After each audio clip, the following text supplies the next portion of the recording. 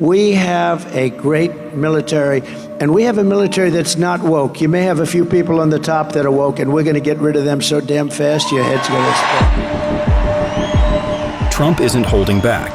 The battle lines are drawn: America's military versus woke ideology.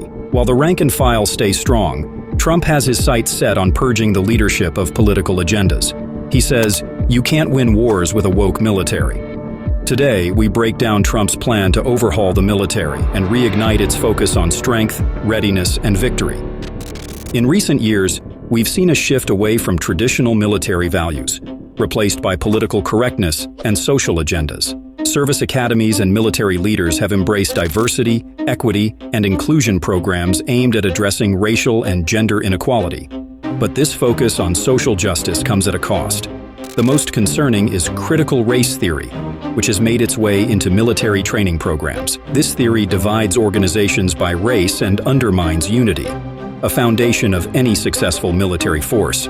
Applying critical race theory in the military threatens to undermine the military's mission, effectiveness, and nonpartisan stance. This focus on social justice and identity politics is eroding the very fabric that has made the U.S. military one of the most cohesive and meritocratic institutions in the world.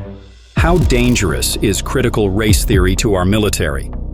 First, it teaches that America is inherently racist and encourages people to be judged by their race, eroding the military's values of unity and merit-based performance. A divided military is a weak military.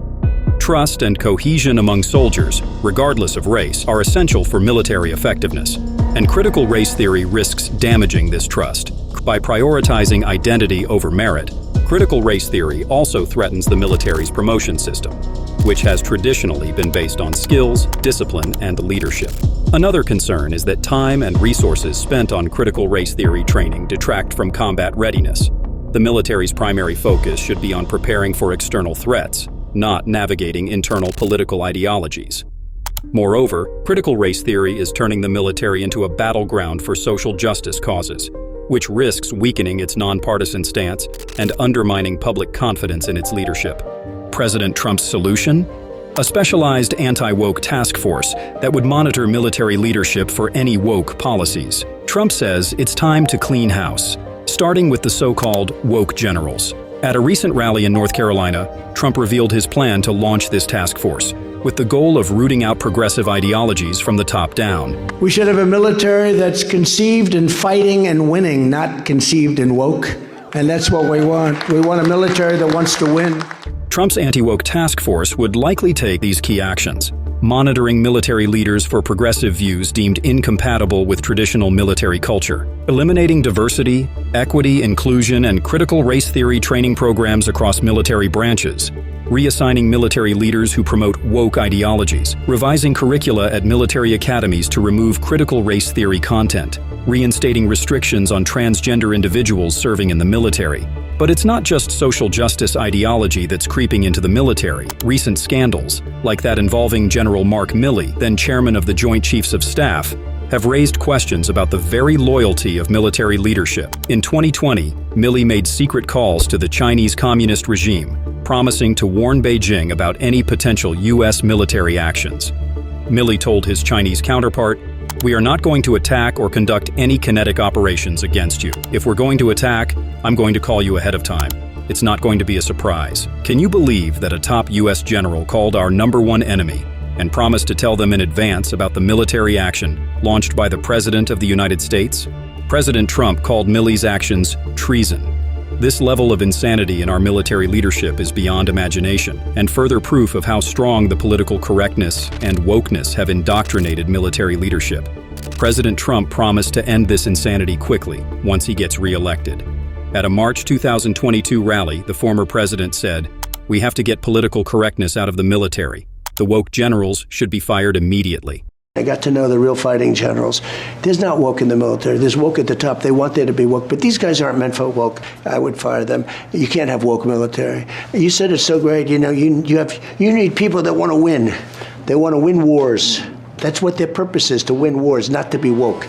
One of the most symbolic examples of the so-called woke takeover is the recent change at the United States Military Academy, West Point. The school removed the iconic phrase, "Duty, Honor, Country," from its mission statement.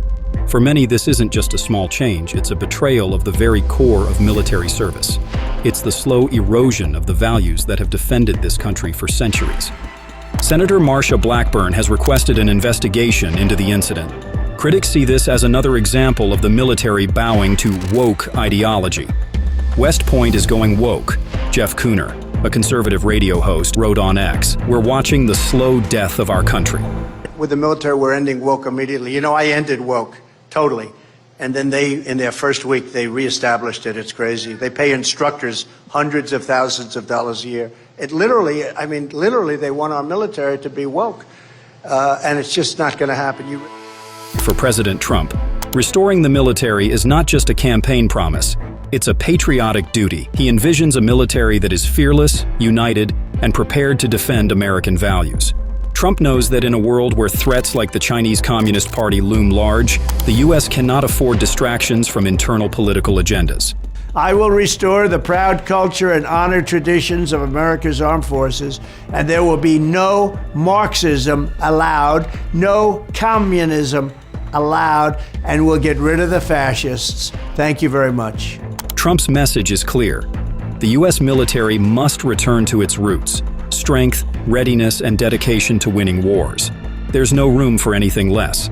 Under his leadership, the mission will be restored, and America's fighting forces will once again stand as the most powerful in the world, ready to face any threat, including the Chinese Communist Party. Do you think the military should focus on fighting wars, not wokeness? Let us know in the comments below. And don't forget to like and subscribe for more updates on this issue.